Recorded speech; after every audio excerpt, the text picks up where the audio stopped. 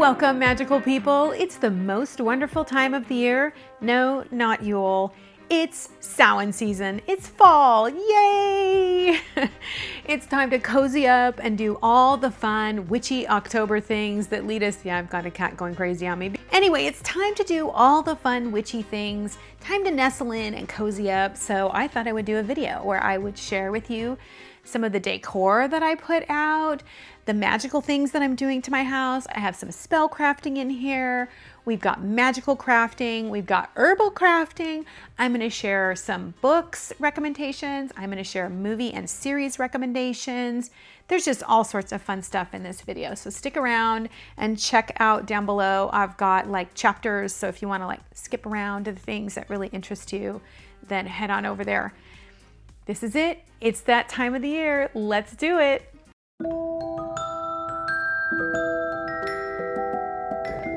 What would this nestling time of the year when it's super cozy be without really good books? So I've got a couple book suggestions for you. This first series is one that I think most of you probably will be unfamiliar with, but to me, this is probably the best modern witchcraft story ever told. This series really highlights how I live my life and the way in which I practice witchcraft and folk magic. It is fabulous. It is so wonderful. I'm so excited to introduce it to you. It's Catherine Jennett's Wild Grove series. This first book is The Gathering.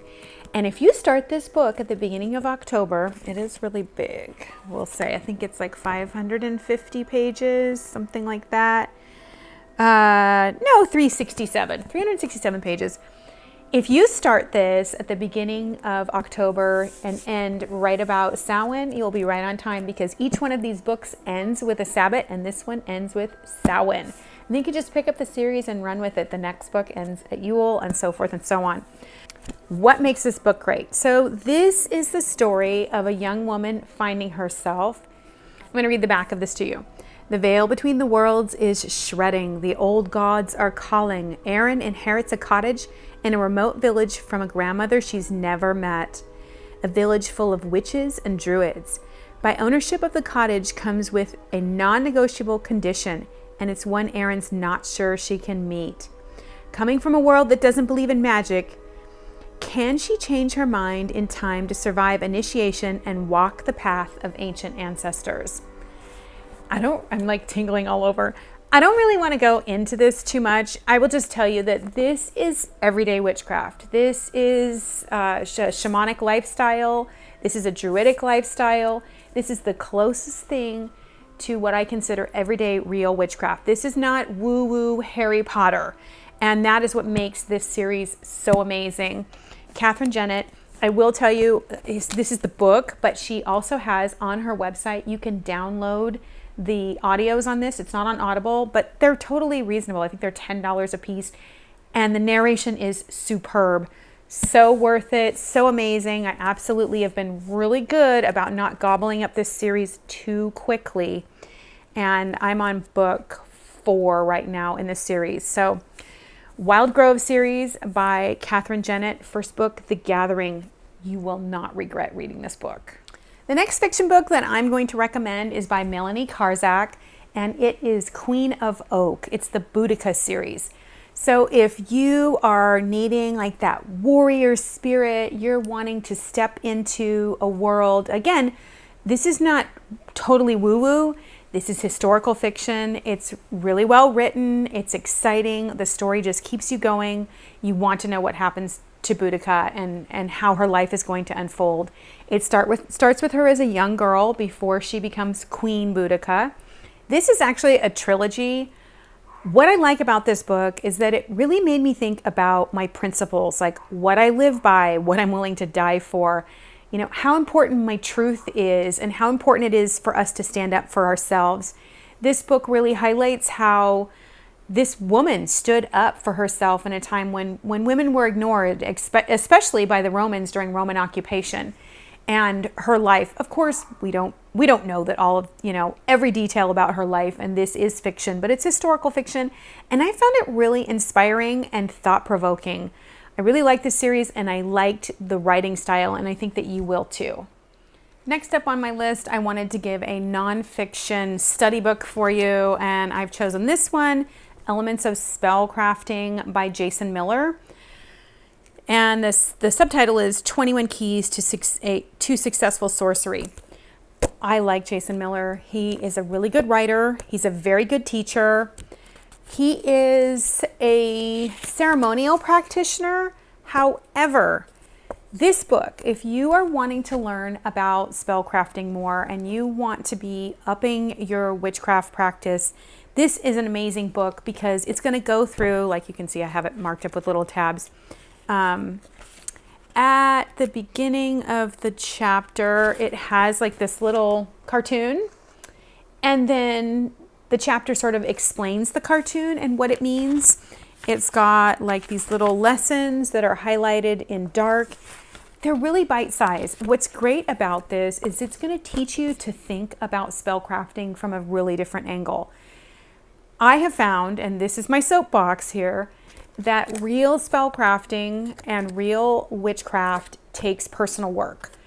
Every time we go to cast a spell, we are being asked to up our game. We're being asked to look at ourselves. What is our capacity to receive what we want? And how are we aligning ourselves and doing the personal work in order to do this? This book takes you through looking at different aspects of spellcasting and what they might ask of you, how you might be asking the wrong questions or doing the wrong spells. How do you formulate your spells? How do you work with the planets? It just comes at it from a very different angle. And although I don't work with like necromancy or anything like this, I do work with deities and I do work with different spirits, mainly spirits of the land and angelic spirits. But anyway, you will find that this book is going to teach you so much about how you think about spell crafting, and it's just going to change the way you approach your craft. Or you're going to get really turned off when you figure out that you need to do a little bit more work on yourself in order to get what you really want. If you're into spell crafting and you want to get into spell crafting and you want to get better results and you want to know how to formulate really good spells, this book is going to really take your mind to a new level and teach you about your craft from a very different perspective. It's time to cleanse this house, and that means for me opening up all the doors and windows to let all the nasty out and smoking the entire house. I'm going to use up last year's herb bundles and really get my house feeling clean and fresh. We're headed into the dark half of the year. We're going to be spending time indoors with spirits and ancestors, so it's time to get all the ick out before we cozy up.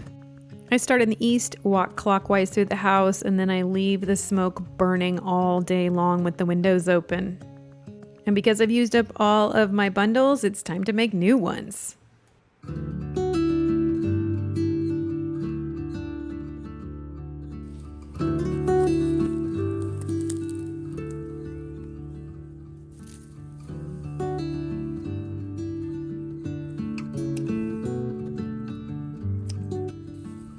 I really enjoy using my own plant allies from my garden to make my bundles for the year.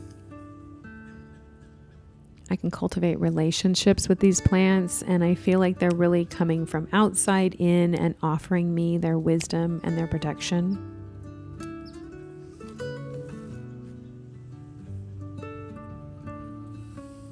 Oregano, or as you like to say across the pond, oregano, loves a good haircut to really thrive. I'm actually going to leave these herbs outside until midday so they get just a little bit wilty. I find that they actually make better bundles when they're soft like this.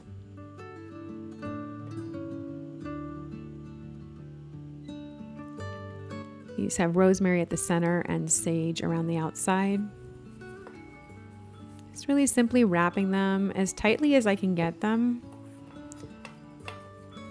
And this year I decided to go with smaller bundles because I felt like they were easier to manipulate and keep inside my cauldron while I was walking around, avoiding ashes going everywhere. I won't tie them off because I'm going to need to tighten them as the week goes on. I know that not everybody can make their own bundles, but if you can, it's really a joy. And it allows you to experiment with the types of herbs in your garden or in your area that actually work really well for you or work with you really well. Giving yourself the time to tune into a plant and how that ally wants to interact with you, I think that really creates such a deeply personal way to connect with your own folk magic. If you can't make your own, then pick up a couple when you're out at a craft fair and someone is selling them locally made, and ask them, where'd you get your herbs? This way you support your local practitioners as well, and you get to know people in your area.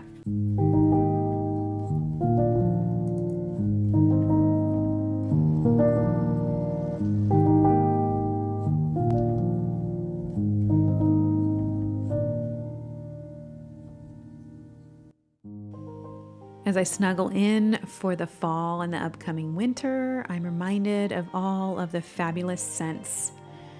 Orange, cinnamon, a little bit of sandalwood for earthiness, and of course, what would it be without pumpkin spice? To make my fall abundance scrub, I start off with a little bit of olive oil and then the spices that I want to infuse into that oil. Let's make a bain-marie. That's just a fancy way of saying put your water on the stove, heat it up, and put your jar of oil there to warm up as well. Use your magic wand, stir thoroughly. I allow the oil to get warm but not particularly hot, and then I let it sit for a couple days so that the herbs settle to the bottom. I find it handy to pre-measure all of my sugar into the jars that I'll be using. Add just a little bit of oil and mix to get the sugar sticky so that I can add my teaspoon of vanilla in there. I add my essential oils to my existing oil that I have. In a separate jar, I'll melt my coconut oil, and I like to add this for moisturizing, but you can add whatever oils you want. Stir in my intentions and gently pour over the oil, filling completely to the top. Then I clean the spoon off and give my hands a nice exfoliation. It smells amazing.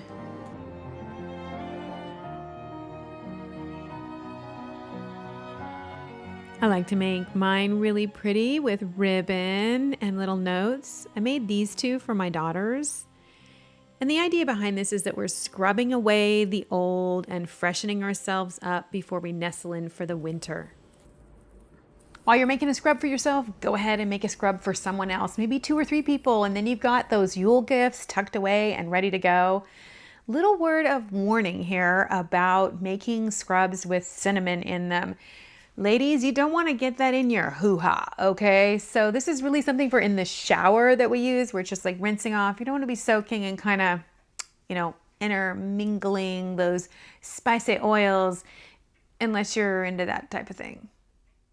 There are so many things that I wanted to share with you on this video, but I did want to save some of the things like my ancestral altars and other things that I do during Samhain season, but I'm saving a bunch of them for the 13 nights of Samhain. That's a tag that's going around. It's from the 19th to the 31st, and there'll be 13 videos that come out in different areas on what Samhain season is to me and also other witchy creators out there.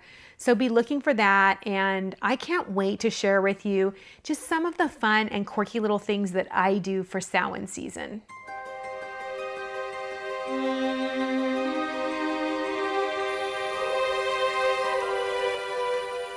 One of the best places to pick up blank candles for spell candles is at a charity shop. I got this one for $3.99.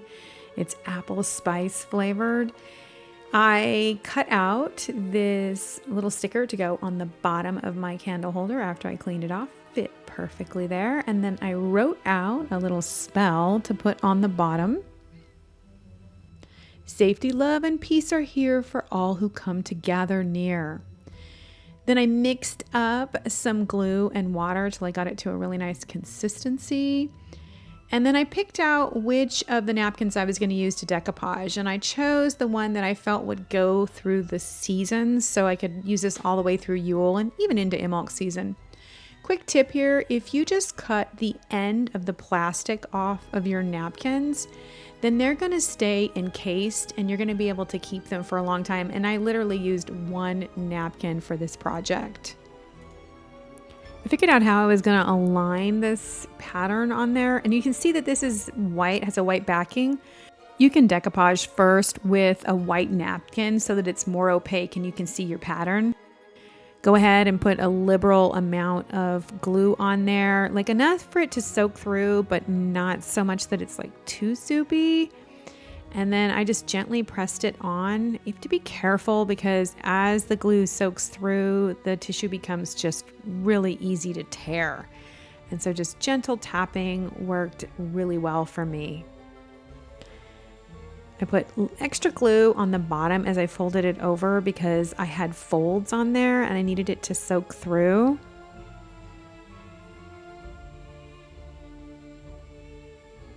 And then I used the brush to kind of tamp down the ends with glue and get it really soaking. I used the tip of my brush to sort of highlight the design of the jar itself, the details, just really, really gently so as not to tear. And then I covered up the glue. You want to do that because after it dries completely, you need to recoat the whole thing on the outside. Make sure that you rinse your brush right away or it's toast. It really doesn't work. And here it is when it turned out. I really, really liked it. I felt like it was a beautiful addition and turned it over and I put my spell on there and then I enchanted it 4 times. I chose the number 4 because 4 is the number of stability, like there's 4 legs on a table, and I felt like that worked really well. And then it was time to light it up and sit down for a movie, which brings me to my next section.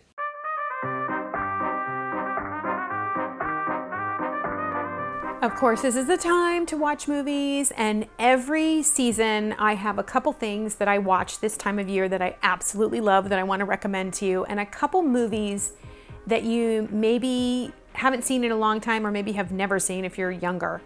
So movie number 1, this is an oldie but a goodie, is Death Becomes Her. This is an all-star cast. It's a dark comedy. It's really good. I just absolutely love this movie. It's just funny and fun. That was totally uncalled for. It's creepy, but not in a like, oh my gosh, I'm really scared, they're sawing off someone's arm kind of way. So check out Death Becomes Her. I think you'll really enjoy it. It's just an entertaining evening and something that sort of gets you into that like Halloween-y sort of mood. Next movie up on my list is an oldie but a goodie. It's a Disney film. You can rent it on Amazon, I believe, because it's that old. Angela Lansbury's Bed Knobs and Broomsticks. I love this movie. When I was a kid, this is one of the movies that made me want to be a witch. I mean, it was just like the whole idea of magic and being able to enchant items and, you know, the whole idea of a mail order school, all of it was just really, really fun. It's a musical. It's something you can watch with your grandkids or your kids or by yourself, because that's what I did. This, of course, is an adventure story that has to do with orphans, always. Disney just loves stories about orphans, right? Who go to stay with Angela Lansbury, who is an apprentice witch who's taking a mail order witch's course. What ensues is a lot of fun. It takes place during the Nazi invasion, so there is that thematic unit if that bothers you, just so you know. And it's all about how she learns about her craft and becomes a full-fledged witch. Bed Knobs and Broomsticks, guaranteed to satisfy. Love, love, love this movie. On Netflix, if you're looking for a series that's the right amount of sort of episodes to make it from here until Hallows Eve, oh my gosh, let's go for something a little bit darker, a little bit creepier. Anne Rice's Mayfair Witches is a great series. Just the right amount of scary. I get really scared super easy. And I found that I could watch this. There were a couple times that I covered my face, like, I don't know if I want to watch this.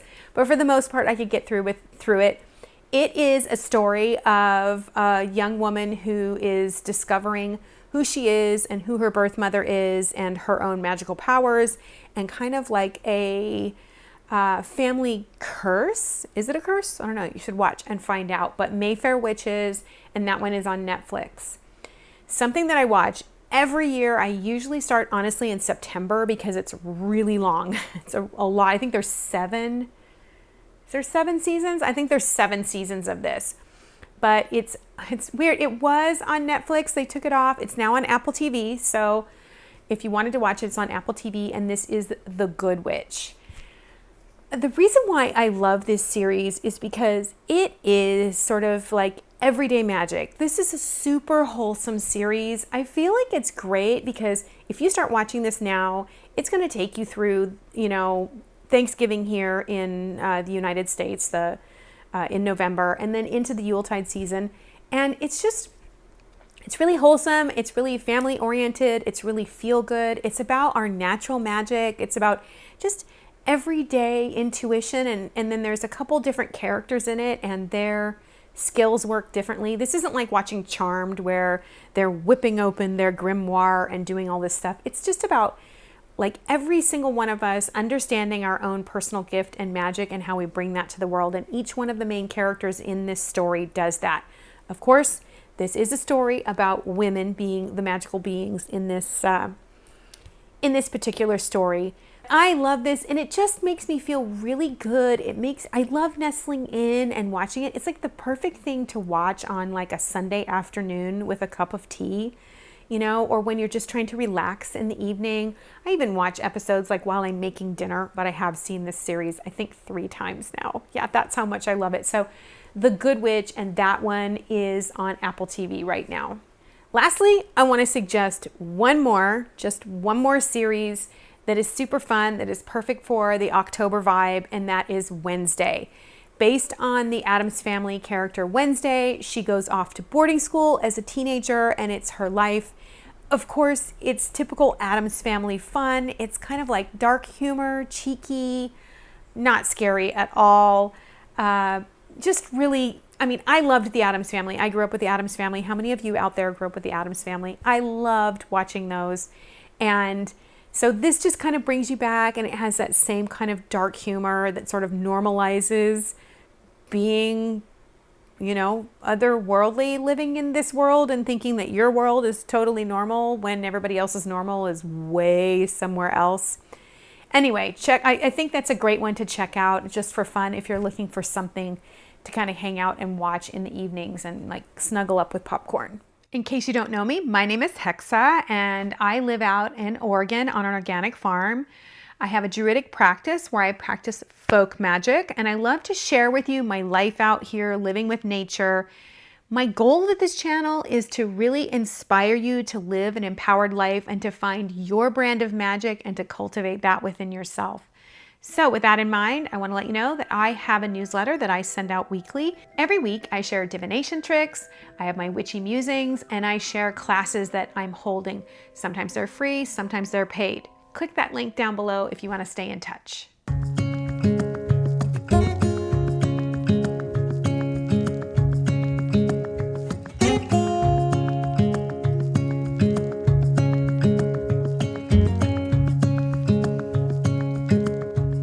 Farmers are incredible magical practitioners. If you have a farmer's market in your area, I encourage you to go to that farmer's market to get your produce there, to hang out with the farmers, to chat with them. They may not be people that are practicing the kind of witchcraft that you associate with your practice, but they're magical practitioners, and hanging out with farmers and getting to know them can really fill your cup as a magical practitioner if you're feeling lonely in your area. And having these seasonal connections not only to the farmers themselves, but to the produce that you're eating in your area can really be something that just enlivens your regular practice and keeps you really grounded, because farmers are grounded people. You also keep your dollars in your community, and you're giving yourself really live, luscious food.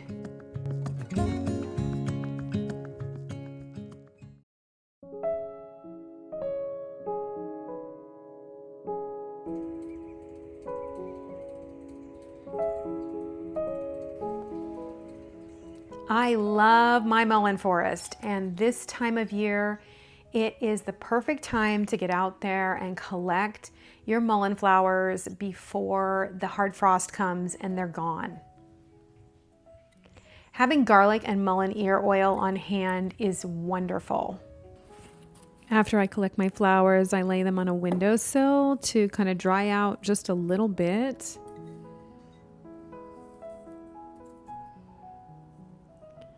Then I chop up garlic. For this recipe, I actually used 8 cloves, about 1/4 cup of garlic.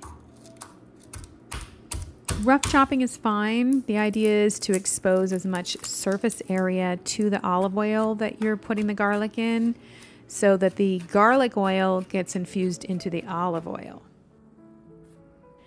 Then you pick through and take out any of the old flowers that just don't look good.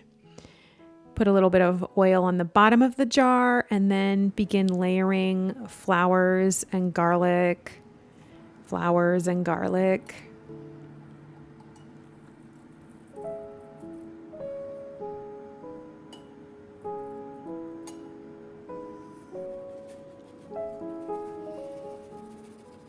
And then you completely top off with olive oil.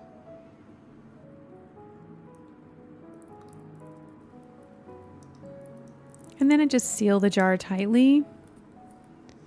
Place it in a windowsill for 2 weeks and then gently turn, don't shake. I'm not trying to get a bunch of air in there. I'm just trying to move the constituents around in the oil. So after 2 weeks of that sitting there, then you can strain it through cheesecloth and squeeze it out and then put it in a little jar and label it. Of course, always label it. Is that gonna come in? Yeah, always label it. This is last year's oil. I'm almost out. I use this, I get ear infections. My animals get ear infections. This is great for mites. Garlic is antifungal, antibacterial, antimicrobial, and antioxidant. It's just a superpower. And then mullein has all sorts of wonderful benefits as well. And I got to tell you, this works better than going and getting antibiotics all the time for ear infections. Just a couple drops of this, every other day for, a week, and I'm good to go. Great, great home remedy to make, and I think easy for anyone to have. You can also forage mullein. Just make sure you're in a place where they're not spraying chemicals.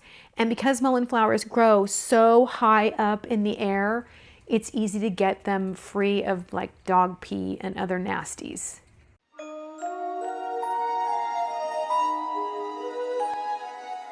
This is the room in our house for my kids and my grandkids when they visit. It's also the room that I sleep in when I do magical workings, full moons, half moons, dark moons, you name it. And I decided to spruce it up a bit. Not only is orange seasonal, but it's my favorite color. I love the botanical theme on this. This was a real find. I decided to go with the pillows the other way, and I absolutely love the ambiance. I wanted some new candles to go in my window in there, and so I went to the charity shop and I found these. You can see that they're $1.99, which was a great deal, just a great deal for these. They also are white, and the reason why I thought this was even better is that, first of all, they're gonna go from this holiday, the Samhain season, into the Yuletide season and be great, but also when I'm done just burning them for, whatever, I can reuse them as spell candles. I love white. White candles just go for any kind of spell, and they're the most used. I'm probably only going to put 4 of these up, and I think there's, 8 in here. So great deal. I also got this cute little star candle holder. You can see it here. And I paid a whopping 99 cents for it. I don't need expensive things, and because this is clear glass, it goes with every single season, and I tend to buy things that do that, other than my Yule decorations, which, let's be serious, they are just over the top. You'll see that in a couple months. My gosh, over the top. Every year I replace my cinnamon pine cones that are in the entry. This is a ritual that I perform to cleanse and protect my house, because this is right when you walk in.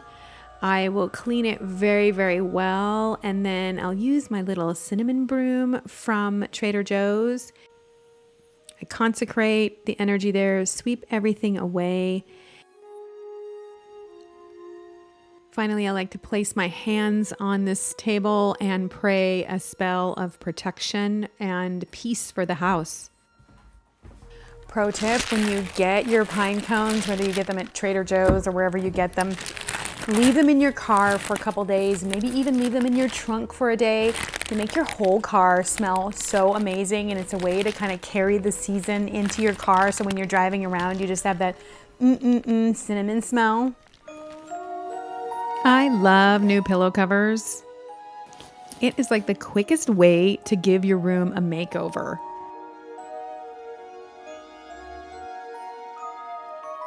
You can change the whole look of a room and really dress up your fainting couch. If you don't have one, I recommend it. You might be wondering why decorating has anything to do with folk magic. This is enchantment. This is enchanting your space and grounding yourself in the season, bringing the magic into your home. I have quite a few pine cones left. They came in this like bag that I can close up like this. And I'm going to place a couple pine cones under my bed upstairs, and then I'm going to take the rest of them in this bag and I'm going to put them in my special grandkids room where I do like my daily devotional and where I sleep for full moons, new moons, and special spell working nights. And I love the idea that when my kids come for Thanksgiving and they all sleep up in that room, it's just going to smell good. The sheets are all going to be permeated with the smell, and it's just going to be like this warm, special hug. Wow. If you made it all the way to the end, leave me a couple pumpkins. And until we meet again, may the fall give you a nice warm hug in your favorite sweater.